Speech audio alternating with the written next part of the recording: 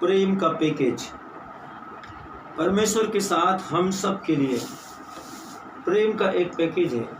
जैसे यदि हम अपने बच्चों को यूनिवर्सिटी में दाखिला दिलाते हैं तो पूछा जाता है कि सर आपका स्कूल का साल भर का हॉस्टल का मेस का फुल पैकेज क्या है, तो वो बताते हैं 1,20,000 1.5 लाख। उस हिसाब से हम अपने बच्चों के लिए अपने बजट के अनुसार सुविधाओं को देखते हैं कि कहाँ हमको हमारे बच्चों को हमारे बजट के अनुसार हमको कौन से कॉलेज में डालना है। वैसे ही परमेश्वर का वचन हमें बताता है परमेश्वर का प्रेम का पैकेज। आपके और मेरे लिए परमेश्वर की सारी सुविधाएं क्या है, सबसे बेहतर से बेहतर सुविधाएं क्या है, सबसे अव्वल से अव्वल, सबसे महिमा से भरपूर, ग्लोरी से भरपूर सुविधाएं क्या है। और वो सुविधाएं जो है वो सारी की सारी सुविधाएं एक अद्भुत प्रेम में लिपटी हुई है, सर्वोच्च ईश्वर के प्रेम में। हमारा आज का जो वचन है, आरंभिक वचन जो पवित्र शास्त्र में से है, वो है संत यूहन्ना का सुसमाचार अध्याय 17 वचन 26 से।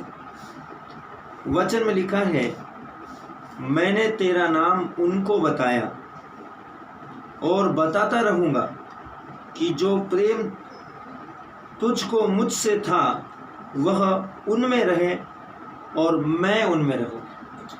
ये बहुत अद्भुत है। यीशु ने कहा, मैंने तेरा नाम उनको बताया, अर्थात प्रेरितों को। वचन में स्पष्ट रीति से प्रभु यीशु कहता है कि मैंने तेरा नाम उनको बताया, अर्थात प्रेरितों को, और बताता रहूँगा कि जो प्रेम तुझको मुझसे था, पिता का जो प्रेम प्रभु यीशु मसीह से था, वह उनमें रहे, अर्थात शिष्यों में रहे। वो प्रेम जो पिता यीशु से करता है, वो प्रेम जो पवित्र आत्मा यीशु से करता है, वो प्रेम जो वचन में छुपा हुआ है। परमेश्वर का परम प्रिय पुत्र हमारा उद्धार करता कहता है कि वह प्रेम उनमें रहे जो मुझे प्यार करते हैं, ताकि मैं उनमें रहूं।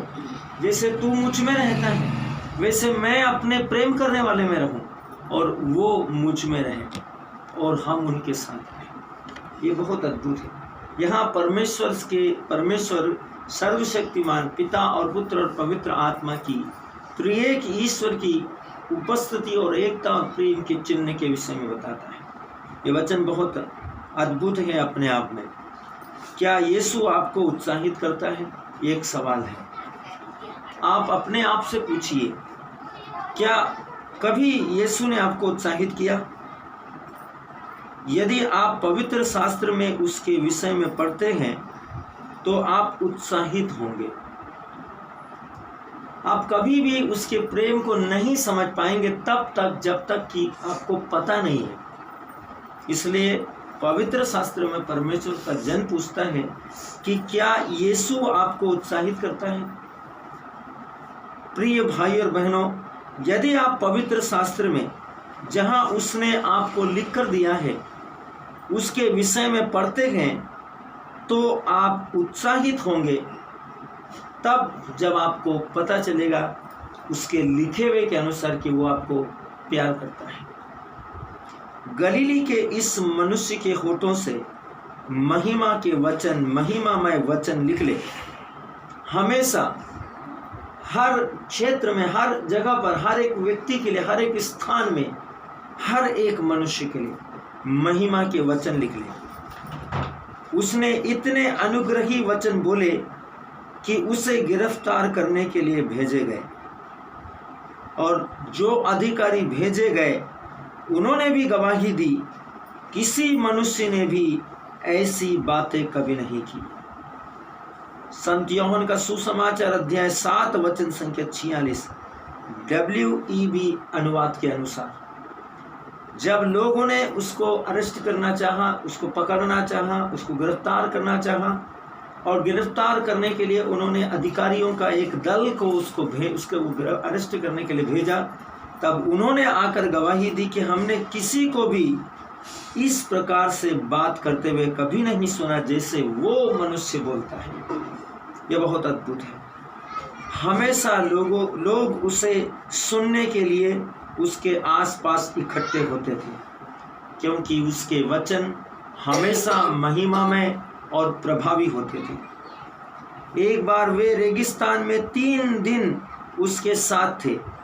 वे लोग जो उसके सुसमाचार को सुनने के लिए दूर दूर से उसके पास में आते थे, वे 3 दिनों तक रेगिस्तान में थे और उन्हें घर जाने की याद नहीं आई और उनका भोजन समाप्त हो चुका था, तो भी किसी ने भी भूख के मारे शिकायत नहीं की।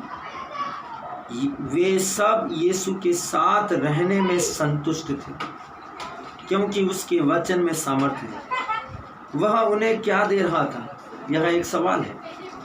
जब वे उसके साथ 3 दिन तक थे, उनके पास भोजन समाप्त हो गया था और कोई भी व्यक्ति यह शिकायत नहीं कर रहा था कि हमें भोजन की जरूरत है। तो पवित्र बाइबल के अनुसार हम सोच सकते हैं कि वो उनको क्या दे रहा था। वह वचनों का स्वामी था। परमेश्वर की महिमा हो, क्योंकि वो उन्हें वचन दे रहा था। वे 3 दिन से उसका वचन को ग्रहण कर रहे थे, 3 दिन से सुसमाचार को ग्रहण कर रहे थे। और सुसमाचार का वचन कहता है कि मनुष्य रोटी से नहीं जीता, मनुष्य केवल रोटी से नहीं जीता, वह ईश्वर के मुख से निकले हुए हर एक वचन से जिंदा रहता है, जीवित रहता है। यद्यपि वह नासरत के एक यहूदी मनुष्य के शरीर में लिपटा हुआ था, जिसका नाम यीशु था, तो भी वह परमेश्वर का वचन था। क्योंकि यही धर्मशास्त्र और पवित्र पुस्तकों में लिखा हुआ आया है कि आदि में वचन था, वचन ईश्वर था, वचन ईश्वर के साथ था और वचन देहधारी हुआ। यद्यपि वो यहूदी मनुष्यों के शरीर में यद्यपि वह यहूदी मनुष्य के शरीर में लिपटा हुआ था, जिसका नाम यीशु था। परमेश्वर सर्वशक्तिमान का वचन कहता है, परमेश्वर सर्वशक्तिमान का वचन कहता है, तब भी वह परमेश्वर का वचन था, जिसने संपूर्ण विश्व का निर्माण किया था। यूहन्ना का पुस्तक में परमेश्वर का वचन कहता है, यहाँ लिखा है कि जिसने, यद्यपि वह परमेश्वर का पुत्र था, जिसने संपूर्ण विश्व का निर्माण किया था। यूहन्ना की पुस्तक में लिखा है कि उसके द्वारा सब कुछ उत्पन्न हुआ है और ऐसा कुछ भी नहीं है जो उसके बिना उत्पन्न हुआ है।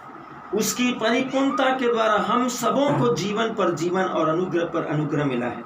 बाइबल कहती है कि उसमें जीवन था और वह जीवन मनुष्यों की ज्योति थी। वह ज्योति अंधकार में चमकती है, लेकिन अंधकार ने उस ज्योति को नहीं बुझाया, परंतु जितनों ने उसे अपनाया और जो उसके नाम में विश्वास करते हैं, उन सबों को उसने ईश्वर की संतान होने का अधिकार दिया।